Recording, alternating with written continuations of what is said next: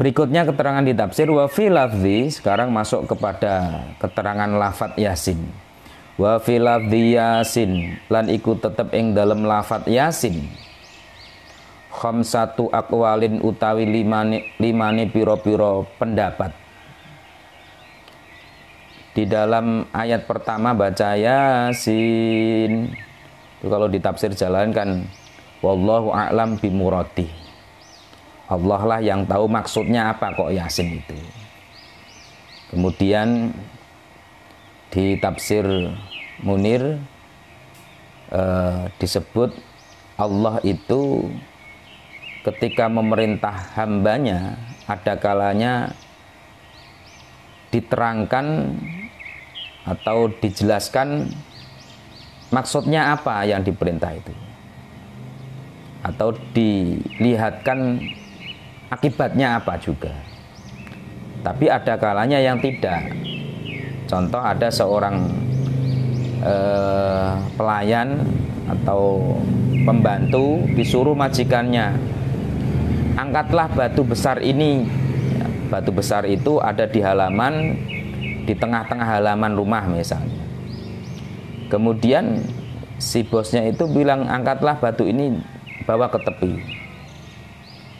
Karena seorang pelayan pokoknya kalau disuruh bosnya ya tetap berangkat, nggak nanya dulu kenapa harus dipindah gitu. Atau bosnya ngasih tahu angkatlah batu besar ini karena di bawahnya ada seperti emas. Nah, artinya perintah si bosnya itu ditunjukkan ada dampak yang baik. Begitu pula Allah memerintahkan hamba, ada kalanya diberikan, ditunjukkan khasiat-khasiatnya itu. Namun ada yang tidak ditunjukkan. Sebab apa? Sebab Allah Maha tahu kualitas hamba. Kalau hamba itu ditunjukkan khasiatnya, jangan-jangan dia berangkat menunaikan ibadah, menunaikan perintah itu bukan karena Allah, tapi karena kepingin mendapatkan khasiat itu. Nah ini yang dikhawatirkan. Makanya maaf ibadah kita juga mempunyai level-level yang berbeda. Ada yang levelnya maaf tadi kita baca khasiatnya surah Yasin. Jadi membaca surah Yasin itu khasiatnya apa sih? Nah, berangkatnya membaca Yasin, surah Yasin karena ada khasiat.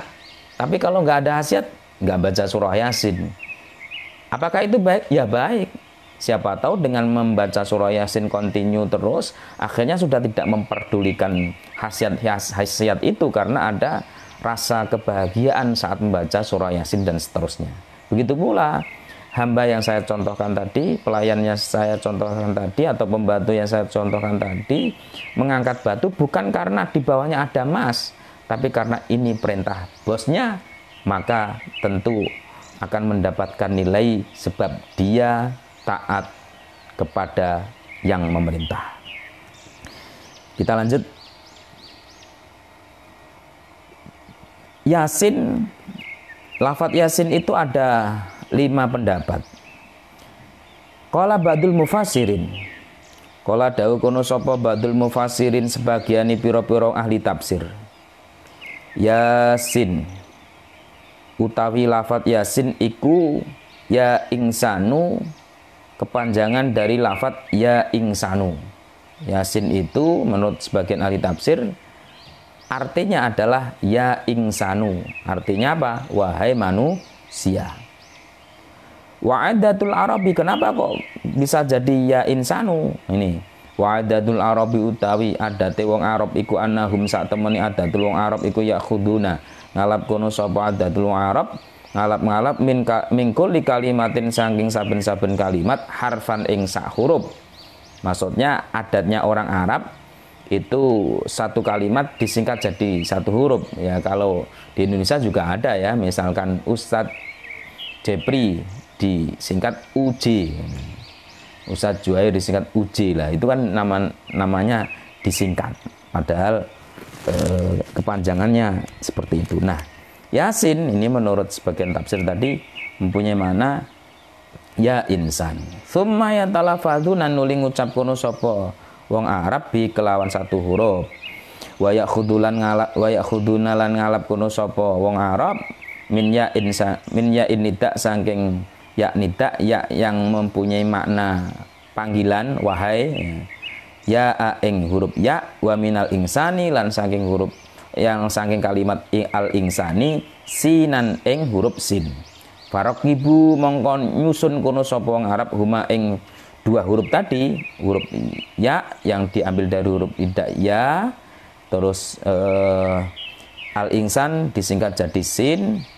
Fasara mongko dadi kunapa lafat dadi iku yasin. Jadi versi pertama Yasin itu adalah ya insanu.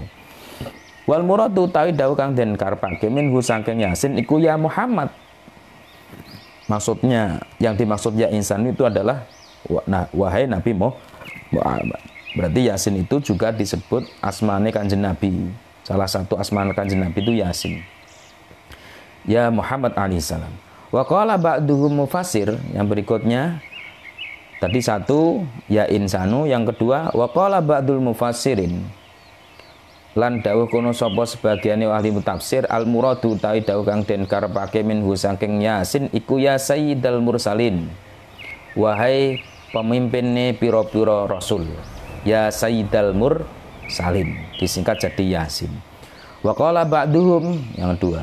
Yang ketiga wa qala ba'duhum lan dawuh kono sapa ba'dum sebagiane ahli tafsir Yasin utawi Yasin iku ismun nama min asma'il Qur'an, setengah saking piro-piro nama Al-Qur'an. Yang ketiga Yasin itu keterangannya adalah termasuk nama dari nama-nama Al-Qur'an, nama surah Yasin, nama salah satu surah Al-Qur'an, sehingga disebut surah Yasin. Wa qala ba'dhum lan dawuh kono sapa ba'dhum sebagiane tafsir mufassirin ahli tafsir Yasin utawi Yasin iku ismun nama min asma'illahi ta'ala, setengah saking piro-piro asmani Allah ta'ala. Ada yang berpendapat Yasin itu termasuk namanya Allah. Wa qala ba'dhum lan dawuh kono sapa ba'dhum sebagiane mufassirin Yasin utawi surah Yasin iku ismus surah, nama surah, wa dzukira lan den sebutake dijelaskan fi tafsil istara Badi, yang dalam kitab tafsir Istara Badi apa anna lillahi ta'ala sak temen iku tetep kedue Allah taala arba'ata alafin ana pira-piran ana papate pira-pira ewu, ada 4.000. Sungguhnya Allah itu mempunyai 4.000 Anna lillahi ta'ala arba'ata alafi ismin. Sak temene iku tetep kedue Allah taala arba'ata alafi ismin, ono 4.000 nama.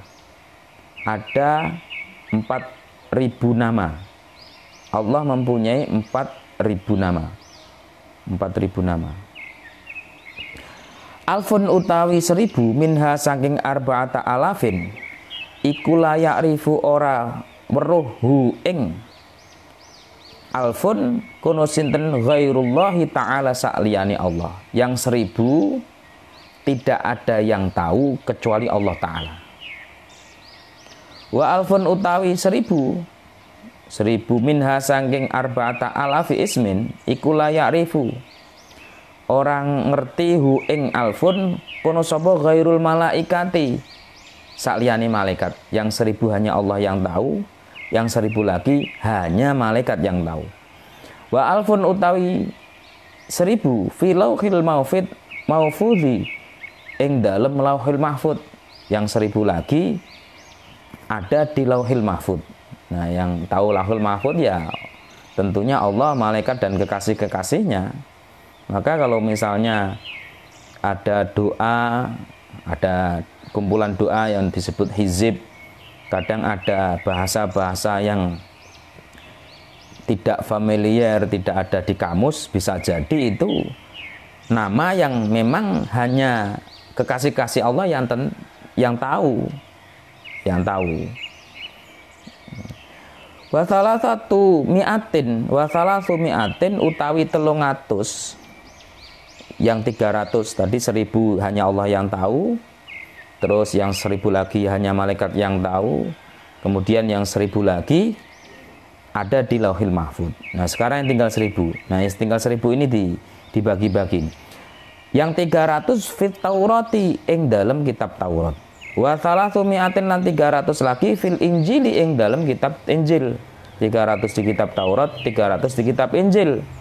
Wa salatsu mi'atin utawi 300 iku fiz Zaburi ing dalam kitab Zabur. Berarti sudah 600, tinggal 100. Wa mi'atun utawi 100 min hasangking arba'ata alafi ismin iku fil Qur'ani ing dalam Al-Qur'an.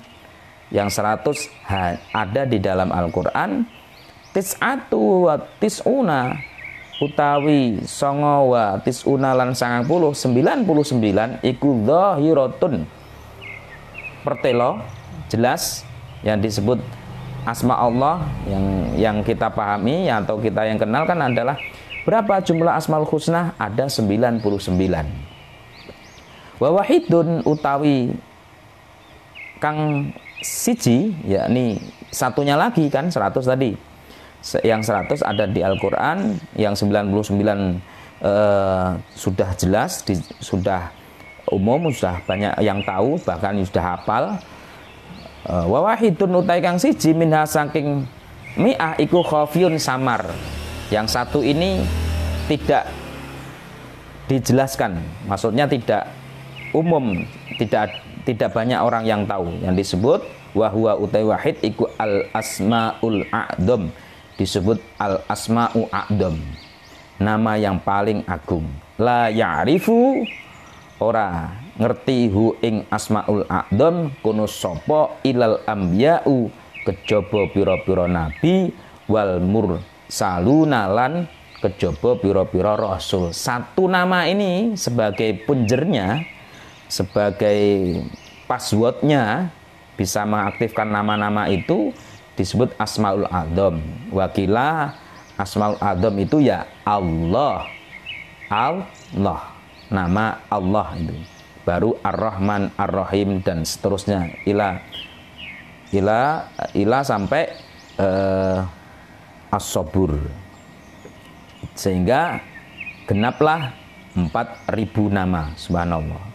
Saya ulang, ada keterangan di sebagian kitab tafsir Al-Istira Bali, bahwasanya Allah itu mempunyai 4000 nama.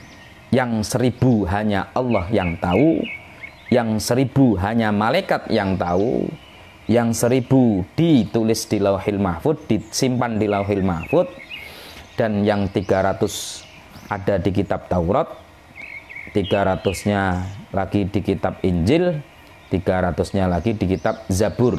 Berarti 900 genap, tinggal 100-nya. 100 ini ada di Al-Qur'an, yang 99 mudah dihafal atau sudah banyak yang mengenal. Sedangkan yang satu ini disebut Al-Asma'ul A'dham, hanya para nabi dan para rasul yang mengetahui. Mudah-mudahan kita semuanya bisa mengenal itu semua, sehingga kita semakin makrifat, semakin kenal kepada Allah Subhanahu wa Ta'ala. Kemudian di pertemuan yang berikutnya nanti kita akan masuk kepada ala siratim mustaqim. Baru ini penjelasan dari Yasin wal Qur'anil Hakim innaka laminal mursalin. Ini belum masuk ke bab makna ayat per ayat. Mudah-mudahan manfaat. Insya Allah kita lanjut di pertemuan yang akan datang. Wallahu muwaffiq ila aqwamit thoriq. Assalamualaikum warahmatullahi wabarakatuh.